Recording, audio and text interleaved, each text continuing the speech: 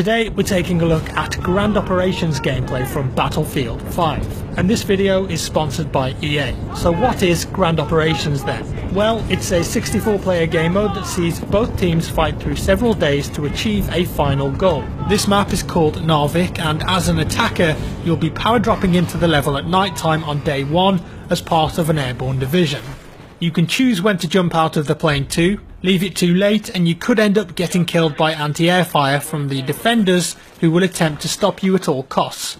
Now when you're on the ground as an attacker, your first objective is to destroy a possible total of 4 artillery cannons. To do this you'll have to collect explosives that are dotted around the map and arm them on the cannons. Sounds easy, right? Well, I don't think so. You'll be up against defenders who can build fortifications such as sandbags and machine gun nests to stop you in your tracks. And remember, if you plant one of the explosives it can be defused by the defenders too. So once it's armed, stick around or your detonation celebration may be short-lived. Don't forget though, you're in a squad and team play is incredibly important in Battlefield 5. And no matter what class you are, you can revive any teammate in your squad if they go down. You can even ask for help if you need it. A squad revive won't put you back on full health though, like a medic revive will. Medic revives are much faster too.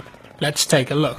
And don't forget you can drop health and ammo for your teammates too. And if you're running low you can always pick some up at a supply station. Now the more cannons you destroy on day 1 will have an impact on day 2. So get to work. And you can use planes and tanks, of course you can, and other vehicles to help aid your advance. Attack vehicles in this game though have limited ammo now too, and you'll need to resupply if you run out. And don't forget about squad call-ins too, like the Churchill crocodile tank with its flamethrower turret, or of course the devastating blast of a V1 rocket.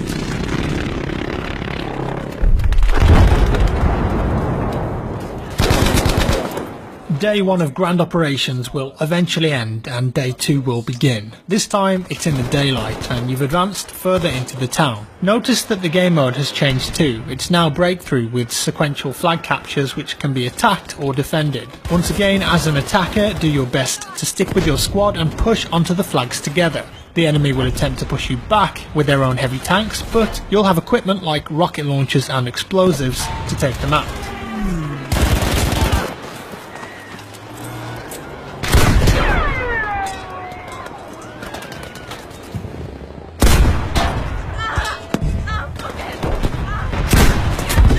Sniping in BF5 can be very effective. However, locating targets is more difficult now that 3D spotting has been heavily toned down and is very rare to see.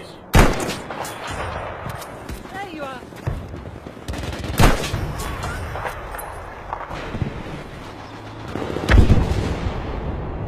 That's a land creeper! Tank coming! You can contextually ping a location on the level though to inform your squad mates of your intention or of a specific threat.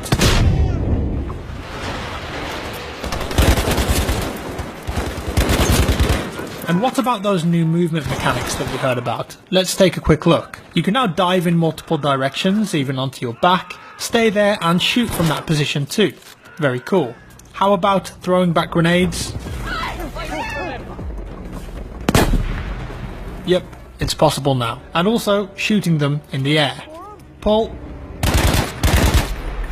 As an attacker you'll have to keep pushing through every sector until you take them all or your tickets expire. In this build of the game there are only 2 days. However, in the final build of the game there will be a possible 4 days in Grand Operations. If there is no clear victor on day 3, it will go to day 4, which is Final Stand, where players on both teams will spawn with 1 life only and very limited resources. Grand Operations is the epic new game mode of BF5. Multiple objectives over different days.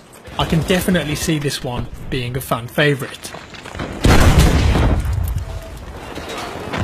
And that's all for today guys, I hope you enjoyed this video. If you did, leave me a like. If you didn't, a dislike. Let me know your thoughts down in the comments below. Obviously this is the first time we're seeing BF5 gameplay footage, so I hope you guys have enjoyed this early content.